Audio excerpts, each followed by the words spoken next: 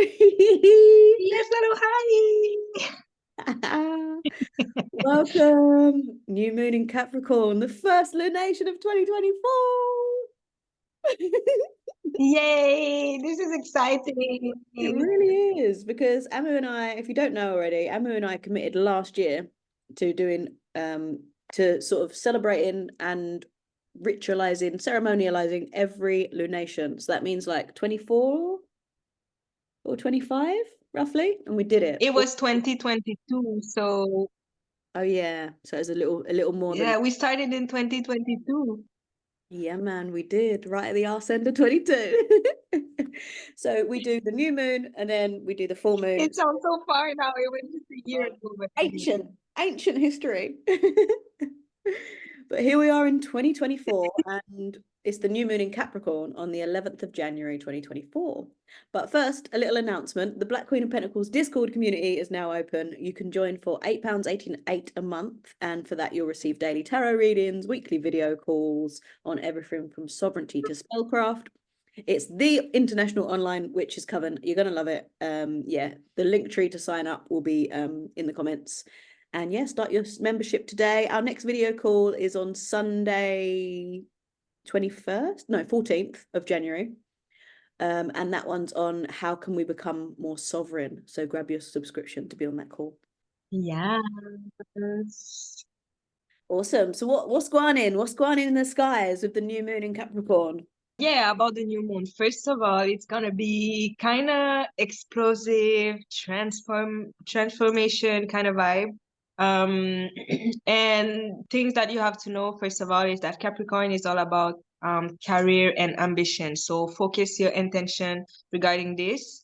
And I mean, get your checklist ready and yeah, put your goals in order because this is where you have to put your focus on.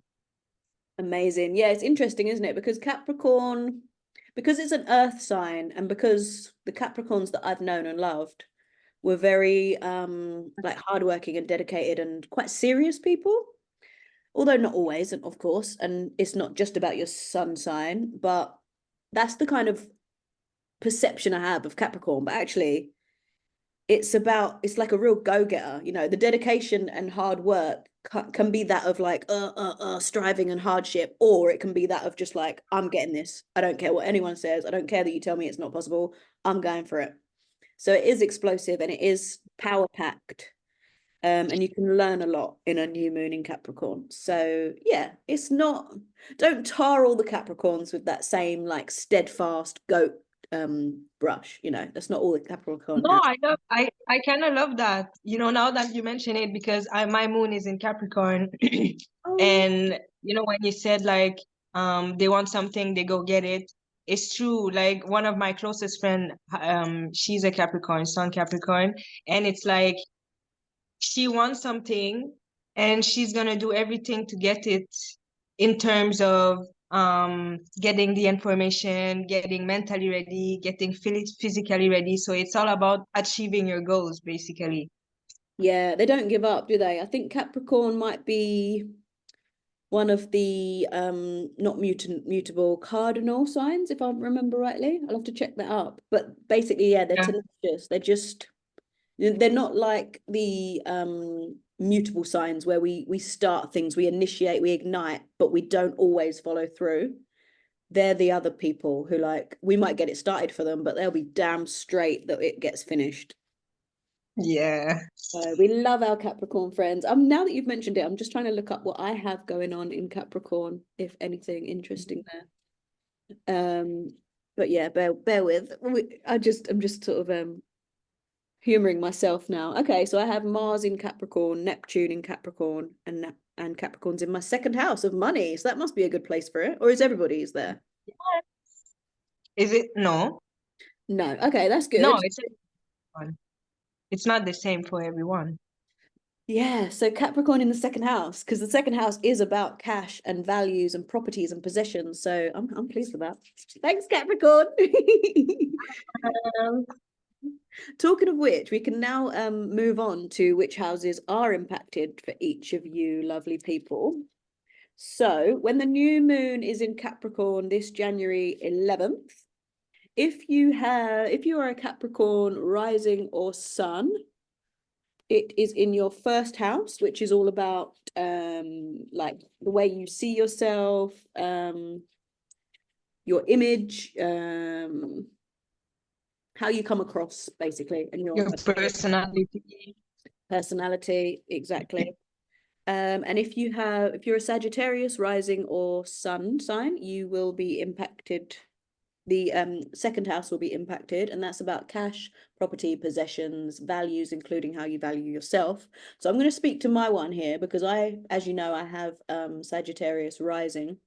So for me, having this power-packed Capricorn illumination in that house, it's definitely showing up for me. So I applied to buy this property and start my mortgage. It's very much in its early days, but I've taken that first preliminary step whereby you have to like apply to your council, i.e. landlord.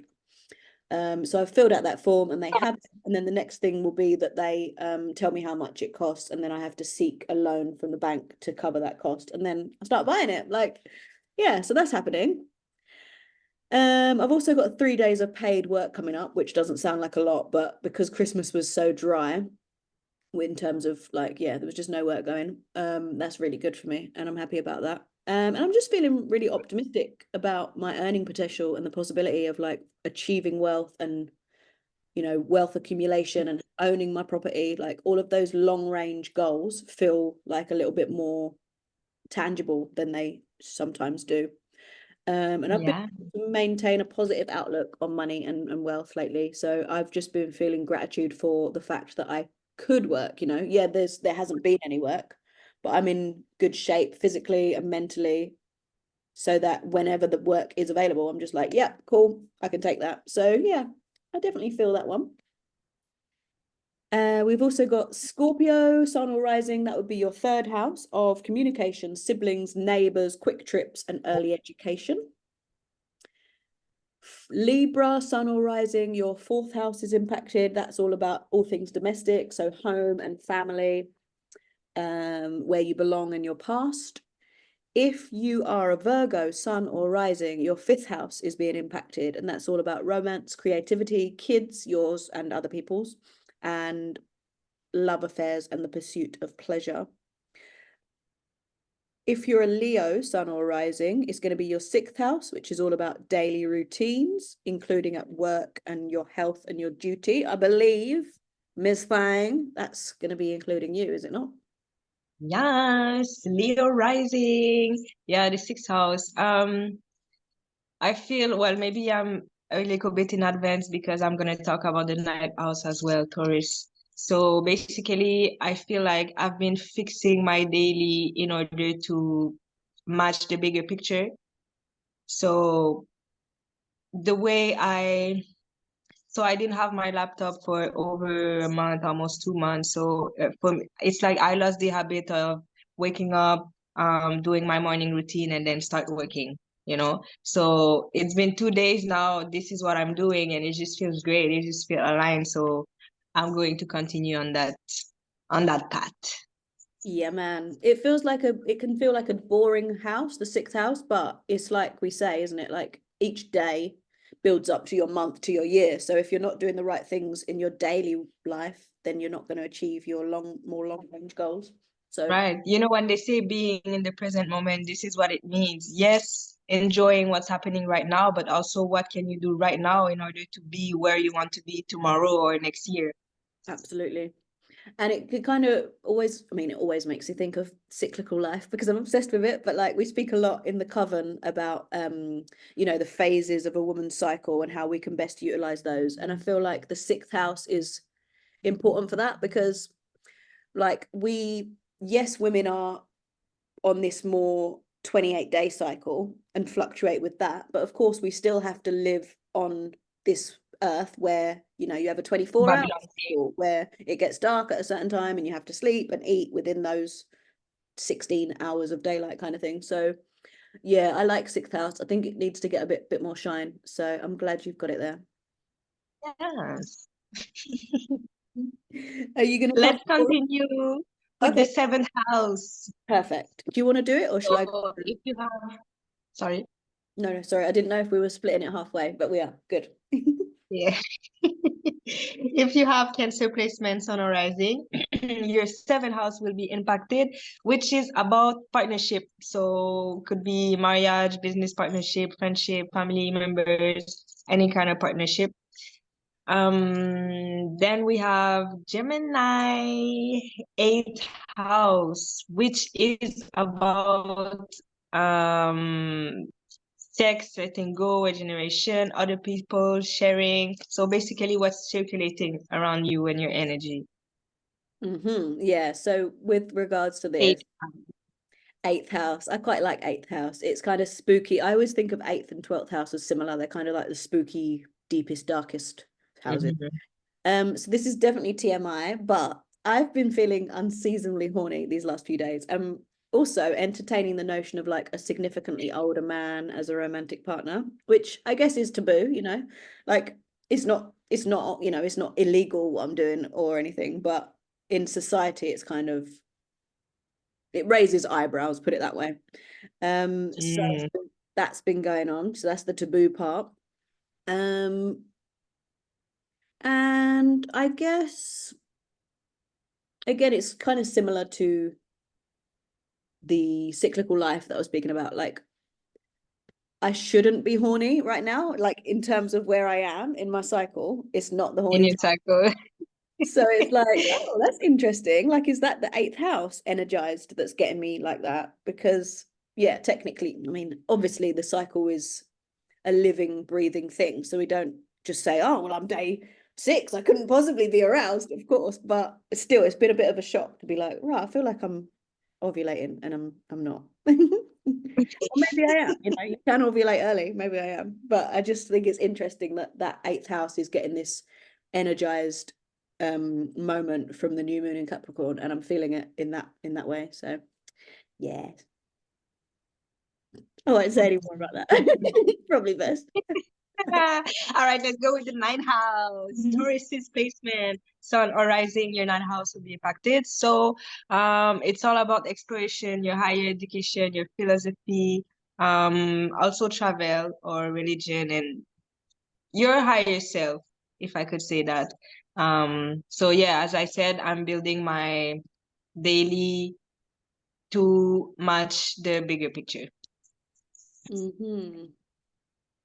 After that, we have for the 10th house, if you have Aries, sun or rising, your 10th house is impacted, which is about career, achievement, reputation, status, and power. So basically about your purpose. We have 11th house, Pisces. Pisces, your 11th house will be impacted. So it's about aspiration and group contribution. So friendship, friend group, family goals, and aspiration. For Aquarius, sun rising is your 12th house that is the most impacted, which is about dreaming. It's kind of the dark house which Ryan was talking about. So solitude, self-sabotage, institution, anything taboo is also in that house. But I feel like you should see it in the most positive way, in a sense that if you dream positive, you're not self-sabotaging. So just keep that in mind. Yeah, nice. Awesome. So we've got a first quarter moon, haven't we, as well? Oh, yes, first quarter moon coming January 18, and this quarter moon will be in Aries. Basically, first quarter moon is a time for action, decision, and commitment. So it's between new moon and full moon. So you have a chance to realign with the intention you set on new moon. So obviously, as we're recording this now, new moon is not there yet. So it's gonna be a week after the new moon. So on the 18th of January. And you can physically recognize the first quarter moon by when you look at it, it's half lit and the right side is lit. So the right side is illuminated and the left side would be the dark side of the moon. Yeah, it's cool. I'm glad you brought that up because that's something that people often overlook, like the sort of in-betweeny bits. So first quarter moon and last quarter moon and dark moon or black moon. So yeah, we'll be telling you loads more about this and discussing all of these things more in the community, in our coven. Awesome. So we've also got Pluto going along and doing its thing. So I'm going to talk about that a little. So Pluto is the planet of power. This is exciting. And I feel like we've been talking about this forever, but it is, slowly but surely we're approaching it now. So apologies if this is like a broken record, but yeah, it's the planet of power and passion, eruption and detox. And Pluto has not been in Aquarius since 1798. So this is the last new moon before Pluto will take its first 21st century foray into Aquarius. So Pluto is a very slow moving planet. So it's been in Capricorn since 2008. And fun fact is that it went into Capricorn in 2008 on the day of the credit crunch or the global economic downturn, or the, what did they call it? Financial crash. So as you can imagine, the themes of Pluto in Capricorn are like destroying our top-down structures. That was kind of like not the complete end, but it really sort of showed modern people that the current financial system doesn't really work. It's not fit for purpose. It has like so many ways to be manipulated that cause this boom and bust. So it's all about the crumbling of old, when Pluto's in Capricorn, it's all about the crumbling of old institutions and traditional systems. And those can be of finance, as we saw with the financial crash, or of media. Obviously now the media picture in 2008 compared with now is like absolutely totally different. Like I feel like before it was perhaps more, it was like sort of containable and you could sort of understand it, but now it's like so vast, so many channels, so many outlets. Like you could watch and see and hear certain things, and I could watch and see and hear certain things, and it's almost like we're living in an alternate reality depending on how we've consumed the media. So I think that in itself is kind of a crumbling of this very more traditional media, where it was just like, you have 3 newspapers, you have 5 TV channels, and everybody's seen the same stuff, but not anymore. And that could be of governance. I think with the new platforms and social medias and the way that we're able to communicate and interact, it seems less and less sensible, to me at least, for us to have this like ancient way of like voting every 4 years and like doing it by pen and paper on a little ballot sheet, and then like an individual human counts that. Like I don't think that's going to be here very long, and I'm here for it because I think it's absurd, and it's archaic, it's time consuming, it's not particularly democratic, because if you can't get to there on that day, or if you don't have a house and you're not able to like engage with that process in that very traditional way, then you're kind of left out of that. And it could be, so I've covered media, governance, I guess, to an extent, and that's linked to what I was saying about the way that we vote and the way that it's every 4 years, and also health. Like I think health systems have seen a lot of flux between 2008 and now. So like there's a new organization I think it's international, called the People's Health Alliance, and they're kind of pushing for more decentralized ways of accessing health services. And I think that could only be a good thing, because when like the money is all tied up with managers and trusts and what are they called, like CQCs, is it quality control commissions, I think it stands for. That's when there's not enough accountability, and the people making decisions about provision are like too far removed from actual feet on the ground. They can't know how the best way to assign funds are, because they sit in an office every day and they don't see the community that they allegedly serve. So all of that's happening. But so on January 21st, 2024, Pluto's going to move into Aquarius, and it's kind of flips back and forth, but I think it's by November 2024, it's moved there permanently, or rather at least it's in there and it stays there until 2043. And I'm hoping and fully expecting at that time to see the building of new ways of doing things. So we've had this crumbling and this destruction, and now it's going to be time to build up different and new ways that are less centralized, less top down, and more grassroots and decentralized, of the people, by the people, for the people, that kind of thing. And we see it already to an extent. The date of this dawning of the age of Aquarius is hotly debated, and it's not going to be some overnight instantaneous thing. You know, it's not like, right, November, it's moved in and now everything's transformed. Of course, it's going to take time and it's going to be a process. Yeah, I think that's all. Oh, that was it. Yeah, I think that's kind of all I had to say. But to the point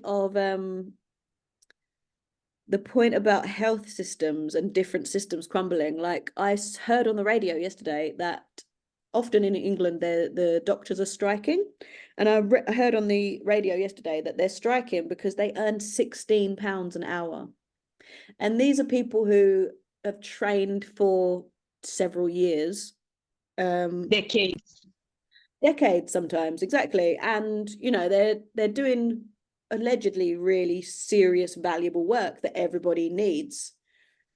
And yeah, they're on £16 an hour. I did a 6-week railway course and I'm now on £22 an hour. Like that's insane. So I mean, I don't know what £16 is worth, but I'm pretty sure I was making more money working in insurance, having no education, like no high school diploma or anything.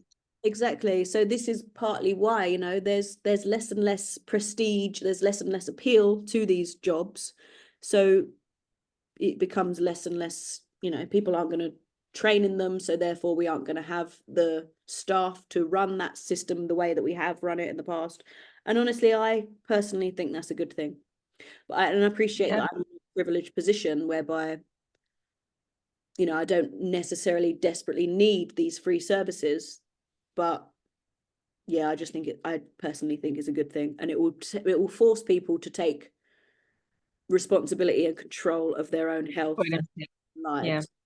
So yeah, that's all. Yeah, I mean, the reason why you don't use those services is because you're actually taking care of yourself and taking care of your health. So yeah, exactly. This is why I love the alternative side, because yeah, it should be a choice whereby you can select your practitioner or your modality that you like and that you think is right for you, rather than when it's mainstream, it's just this is what you get, so take it.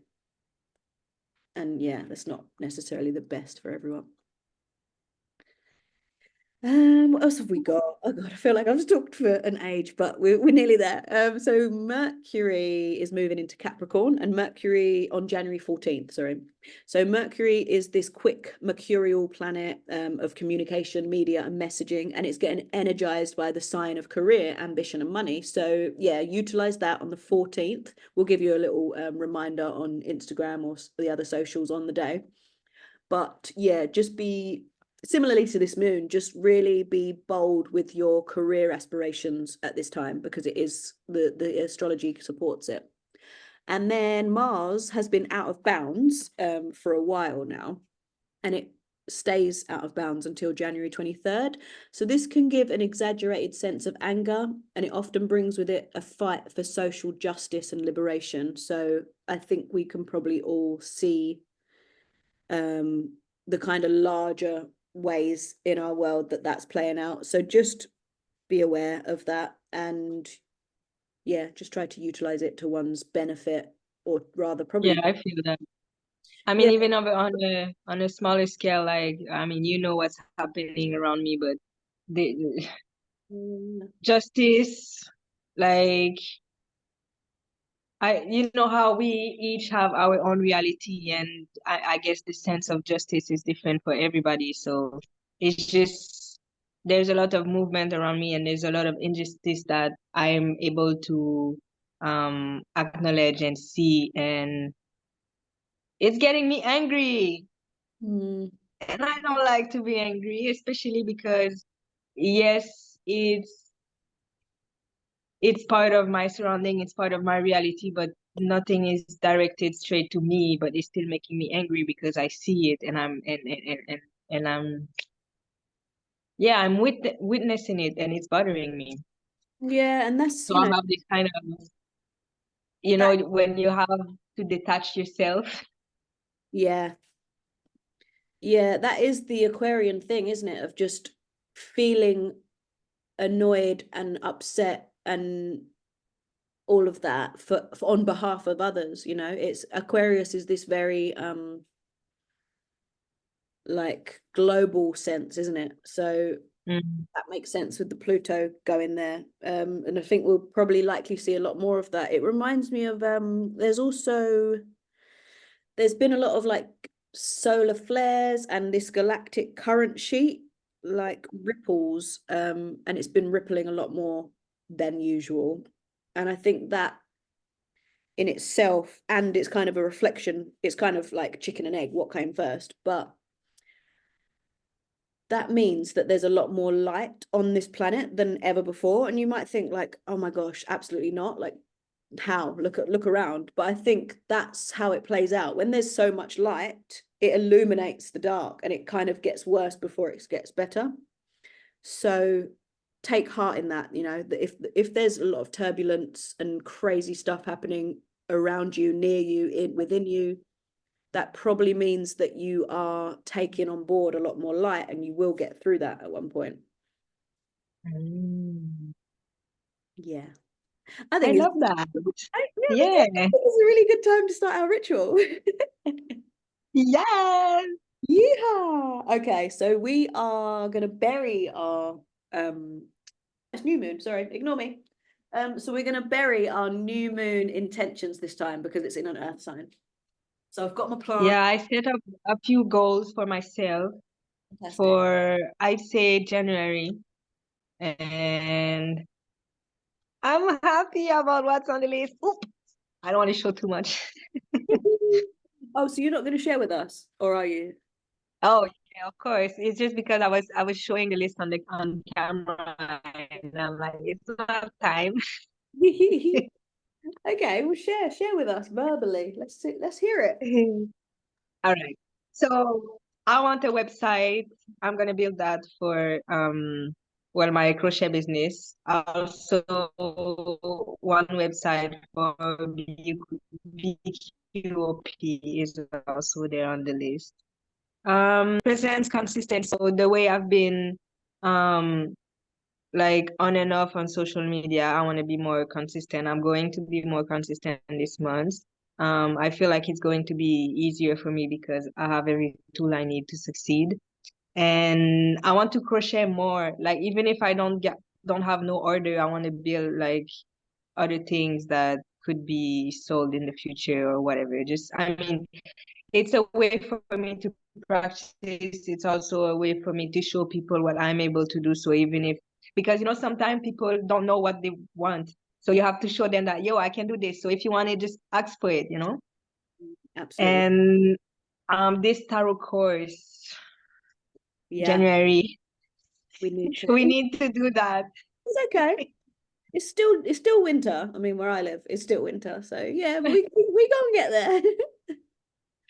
Okay, is that all of yours? I'm so glad that you said that you're going to do a website for BQOP because I was literally thinking that today. I was like, because this issue we're having with PayPal, and then you can't email everyone, and so we're going to have to go into PayPal and find their email address, and then yeah, that would just be so that would all be taken out if we had a website. So I'm glad you're going to get on that, and I'm glad you've said it here for everyone to see. Oh And God. refer to later digitally. Really good, and obviously I'll help you. Like that can be a co-goal. So mine are, I want to have the most successful and transformative year of birth work yet. And that means setting up my CIC, which is a community interest company, winning grants, that's how you fund such an organization, attending as many women in pregnancy, labor, and birth as I can. That's it. Kept it short and sweet, which is unlike Yeah. Are you it, okay, so you're going to bury it. Me personally, I don't have anything to bury. So basically I'm gonna use, like, on my altar I have this calabash full of crystals and stones and rocks and things. So I'm just gonna put it in there until I feel like it needs to be removed, or it might stay there forever. Who knows? I was just thinking that. I was like, I'm sure this plant has already got something buried in it from earlier in the year. But yeah, that's fine. Whatever works for you, because you know, calabash is from the earth, isn't it? That's a like traditional bowl thing from Jamaica. That is it coconut? No, it's calabash. Oh, it's own, Calabash is something. it's its own thing. It's like a round fruit. It's green. You can eat it. I mean, I've never tried, but basically if you empty the thing and you let it dry, it become brown and it's a pot, it's a bowl, you can eat in it like Rastaman eating in it instead of using like plastic or porcelain or whatever plates are made of. Man, I can't wait to come back over there and get some because I ate in one. Bacaya! Yeah, man, I ate in one when I was over there, and then when I got back here, it was just like it just felt weird over here. Like, why am I eating out of this? So I've gone back to porcelain. England. Jamaica's the place to be. I can't wait for you to go. I'm so excited for this. So excited. And Oni Babes is gonna be back there. Oni Babes in his homeland. All right, mine's buried, and we've got a little kind of poem. It didn't, I think it rhymes. I think it rhymes now. I changed it slightly, by the way, so watch out now. In fact, do you want to say it 3 times, or do you want me, or do you want to alternate? Yeah, we can alternate. Okay, cool. I'll go first. So, as I trust the process, work hard but no excess, I'm led to where my growth is. I already know this. As I trust the process, work hard but no excess, I'm led to where my growth is. I already know this. Power. As I trust the process, work hard but no excess, I'm led to where my growth is. I already know this. Ah, Love that. ah. Love that. Love that. Love that. So I might dig that out in February if I remember. Probably not. Yeah, on to my favorite section. This is Amu Clarity. Yes. All right. So you see the devil card on screen because Capricorn is associated with the devil or the devil is associated with Capricorn. I don't know which way I'm supposed to say it, but they goes together. So the devil card represents your dark side and the negative forces that hold you back from being the best version of yourself. So you see how on the card there's a hand like this holding ropes, but these two person are not really stuck. Like they can just remove the lace and woo, I'm out. You know, they're not in prison or anything. Yeah, man. So too much of anything is not good. So finding balance is necessary for a fulfilled life. So there's temptation, there's self-doubt, but you don't have to stay in there. You know, you always have the choice to wanting something else, being something else. So even if like temptation is there, it's on you to decide you want it or you don't. It's all about choice, right?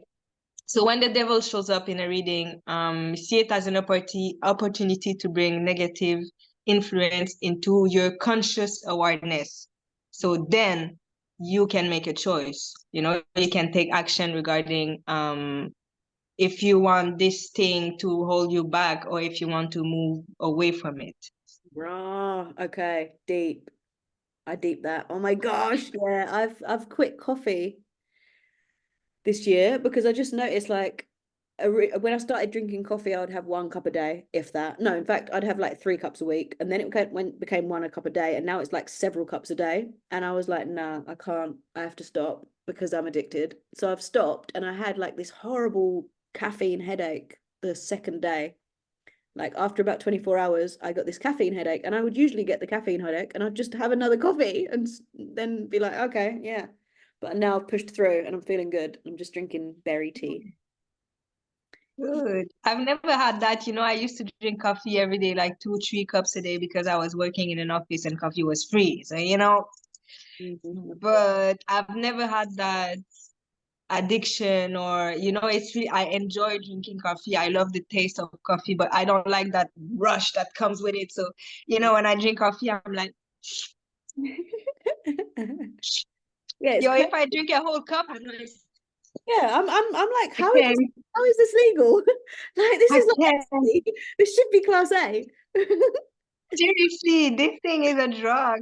Yeah, and yet then people like my mum, she can have a coffee like 10 minutes before bed and then go sleep. And I'm like, you're on crack. This is mad.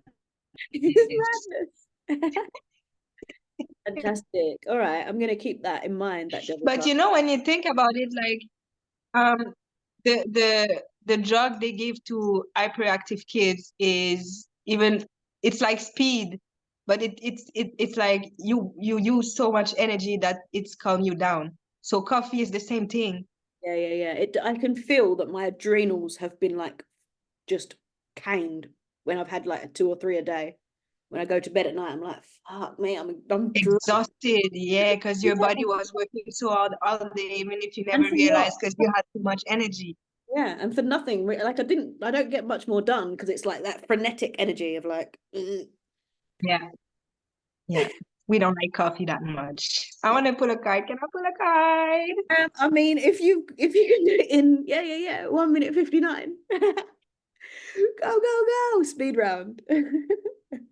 Ooh, Nine of Pentacles. So it's soon time to harvest. After hard work, harvest. And your Pentacles is literally tangible energy. So money, Yes, career in is line. really aligned. Let's harvest, guys. Let's harvest. Yes, indeed. All right, lovely. Thank you so All right, much. thank you. Bye. Like, share, subscribe, join the coven. That was About the next fun. donation. Oh, she's gone. Next relation, January 26th for full moon in Leo. Of course, the video will be out before the 26th, but yeah, that's when the full moon is happening.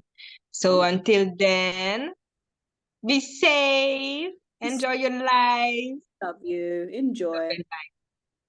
Love and light. Bye.